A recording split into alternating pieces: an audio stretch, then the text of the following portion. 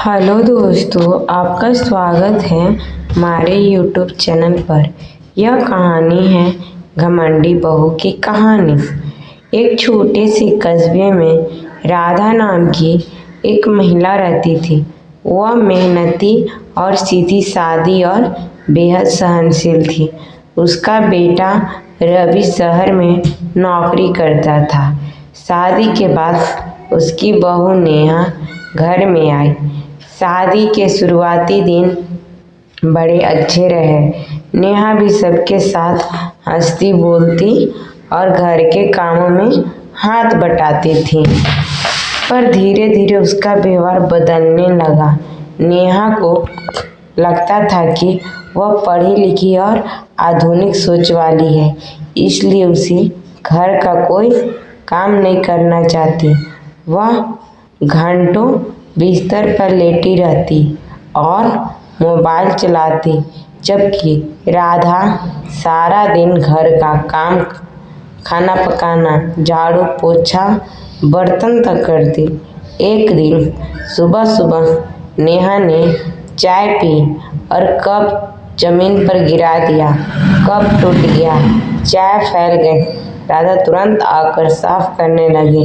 नेहा गुस्से में बोली, सावधान रहो माँ जी, कप टूट गया है, अब नया लेना पड़ेगा। वैसे भी यह पुराने हो चुके थे। राधा ने कुछ नहीं कहा, बस चुपचाप फर्श साफ करने लगी। धीरे धीरे नेहा का घमंड बढ़ते गया। वह मेहमानों के सामने भी राधा से ऊंची आवाज में बात करती। कभी करती, माँ जी आप पुराने जमाने की हैं, आपको आधुनिक तरीके नहीं आते। कभी कहती, आपने मुझे इस घर की बहू नहीं नौकरानी बना रखा है। राधा चुप रहती, पर अंदर से टूटती जा रही थी। एक दिन रवि छुट्टी पर घर आया। उसने देखा कि माँ थकी हुई है, आंखों में नींद नहीं है और हाथ में छाले हैं। नेहा आराम से सोफे पर बैठी मोबाइल चला रही थी। रवि ने माँ से पूछा, माँ इतनी थकी क्यों लग रही हैं? राधा बोली, कुछ नहीं बेटा, बस घर का काम है। पर उसी वक्त नेहा जोर से बोली, काम तो मुझे करना चाहिए, पर मैं क्यों करूं? ये तो नौकरानी का काम है और मुझे इन सब चीज़ों में मज़ा नहीं आता। रवि को गुस्सा आया। उसने कहा, नेहा शादी के बाद घर दोनों का होता है, काम भी मिल बांट कर करना चाहिए। तुम सोचती हो कि घर काम छोटा है तो कुछ दिन माँ आराम करेगी और तू सब काम करोगी। नेहा ने हंसकर कहा, ठीक है कर लूँगी, मुझे क्या मुश्किल है। अगले दिन से राधा ने घर का कोई काम नहीं किया। नेहा ने शुरू किया, पर 2 ही दिनों में थक कर चूर हो गई। कपड़े धोने, झाड़ू पोछा, खाना पकवाने, बर्तन साफ करने में इसकी हालत खराब हो गई। हाथों में छाले, कमर दर्द कहारने लगी।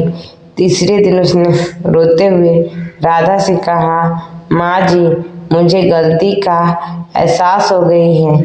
मैं आपके काम की कीमत नहीं समझी। आप तो सारा घर इतनी मेहनत से चलाती, घर में आपके साथ मिलकर काम करूँगी। राधा ने मुस्कुरा कर कहा, बेटी घर तभी स्वर्ग बनता है जब उसमें प्यार और सहयोग हो। काम बड़ा या छोटा नहीं होता, जो परिवार के लिए किया जाए वही सबसे बड़ा होता है। उस दिन के बाद नेहा का घमंड चूर हो गया। वह घर में काम में हाथ बटाने लगी और राधा का सम्मान करने लगी और घर में फिर से खुशियाँ लौट आई।